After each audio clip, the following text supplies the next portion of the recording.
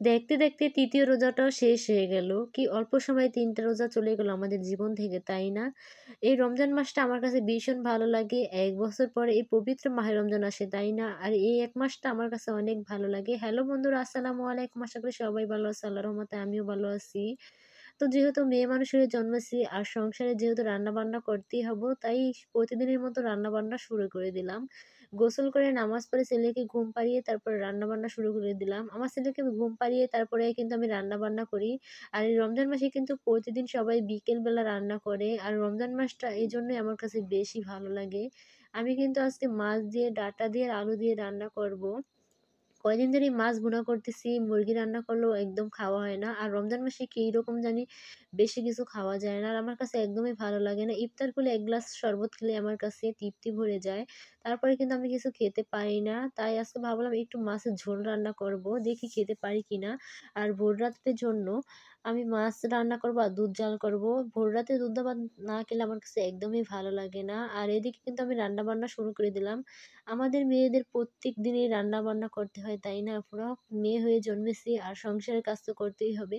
যেহেতু আমাদের সংসার, আমাদেরই তো কাজ করতে হবে। তাই রান্না-বান্না শুরু করে দিলাম। পেঁয়াজটা কড়ার মধ্যে দিয়ে তারপরে একটু হালকা ভেজে নিচ্ছি। এখন এর মধ্যে সব ধরনের মসলা দিয়ে দেবো মাছ রান্না করার জন্য।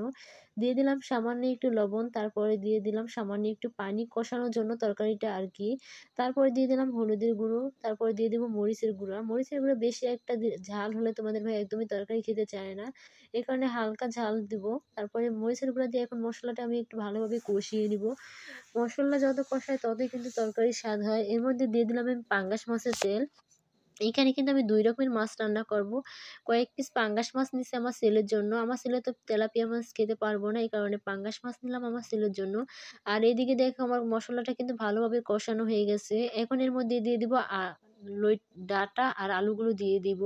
এখন এগুলোকে আমি একটু ভালোভাবে কষিয়ে নিব। ভালোভাবে যেহেতু মসলার যে পানি ছিল এগুলোতে আমি একটু ভালোভাবে কষিয়ে নিব, যেহেতু আলুটা একটু সিদ্ধ হয় কষানোর সাথে। এদিকে দেখো আমার কিন্তু ভালোভাবে কষানো হয়ে গেছে।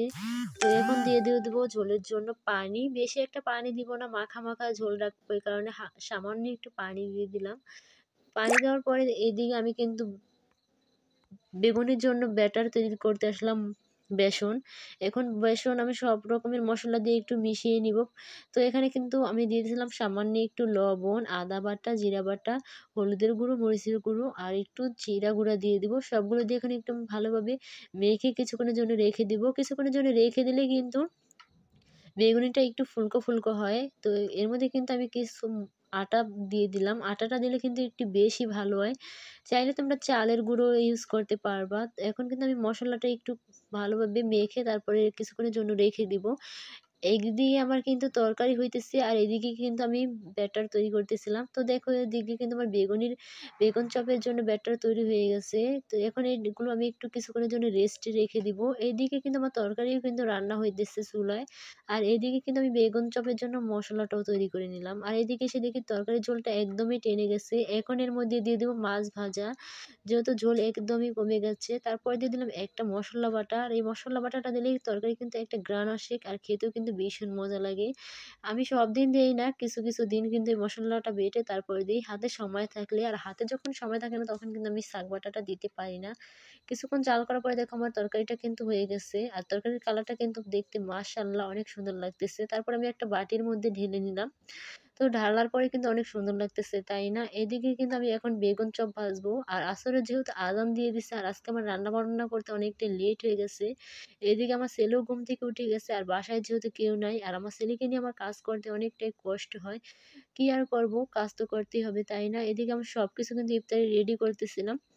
বেগুন চপগুলো ভাজতেছিলাম আর বেগুন চপগুলো কিন্তু মাশাআল্লাহ অনেক ফুলকো, ফুলকো হইতেছে।